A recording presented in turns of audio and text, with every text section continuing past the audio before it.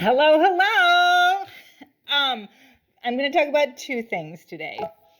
First, a little update on one of my hotness stories. Um, I was just Phoebe and I were just sharing this with Teddy, and he was laughing really hard. So it's past the Teddy test. So we'll see how it goes with the YouTube test. Phoebe and I were again on a walk yesterday afternoon, late afternoon, and again, like I said, sexy is a state of mind. So it's funny now that I have this state of mind. I kind of think like everybody's checking me out. Like yesterday, we were walking along and I heard a sound that to me sounded like this, woo woo, and I thought it was somebody like noticing my bottom or just like how cute I looked and Teddy's Lincoln High T-shirt.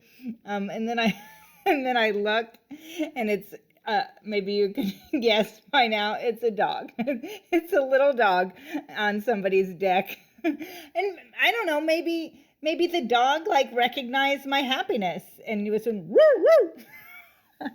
So anyway, I guess I'll leave it at this. I made a new friend yesterday. Some creature was checking me out. We'll go with that. And now for a totally different topic is the subject of, speaking of creatures, all right, that'll be our bridge. Speaking of creatures, a debate Jay and I have had, if you could call it a debate, for most of our time together, is the importance of fictional characters. Like to me, it literally makes no difference if it's a fictional character or a real character. I mean, everybody who knows me knows I think about Les Miserables and the scene with the bishop and the candlesticks all the time. Brothers Karamazov all the time, all this stuff. Like I read this book about the Soviet Union, and somebody said Dostoevsky's characters, they live among us. And I'm like, yeah, they all live among us. And then Jay's just like, well, those are fictional characters, aren't they? And I always say, well, yeah, but does it matter? I mean, so I'm going to give an example today of something I read yesterday that was amazing. And here I'm digressing to the literature part of my channel. We'll see what people think. It's certainly part of who I am. So many people know that my favorite book is Kristin Lavransdatter by Sigrid Undset, the Norwegian writer. This is actually just volume 1. There are 3 volumes. This is volume 1.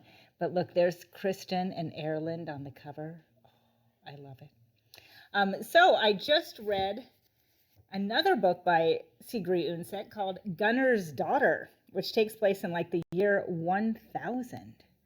And for those of you who don't know, Sigrid Undset is a Norwegian writer. She won the Nobel Prize in the 1920s. And unfortunately, a lot of people don't know about her anymore. But I love her. And I was reading this book last few days, and I finished it yesterday. It takes place in like the time when they're switching over from paganism to Christianity.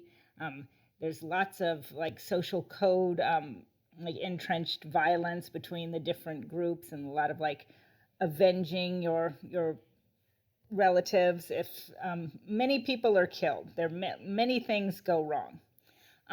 So I finished this book, and I read a lot of books, old books, and they all have like an introduction by a scholar, and then they have like notes to the text, and sometimes I read the notes, sometimes I don't, depending how I feel.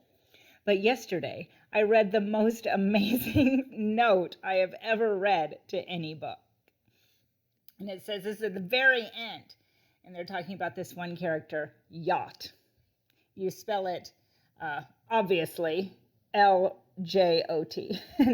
An earlier note says, you pronounce that yacht, or close to that.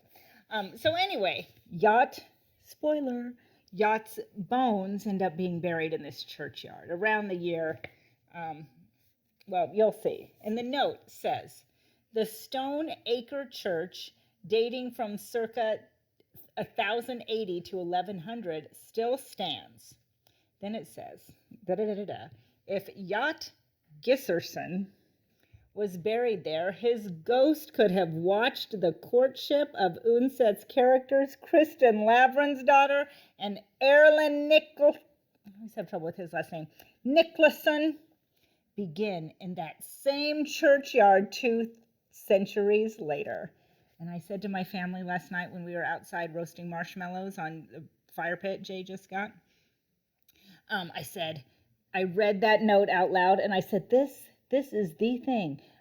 A fictional character's ghost watching the courtship of other fictional characters. And it's in a real, academic note. Oh, I just loved it so much.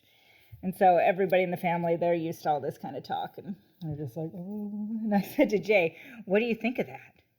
And Jay said, sounds like another out-of-touch individual. I said, come on. Not surprising. I mean, and as always, Jay's reaction is hilarious. But I don't know. Here's to the out-of-touch individuals, right? I mean, like the novelist and these stories. It's so important. So that's what I wanted to talk about today.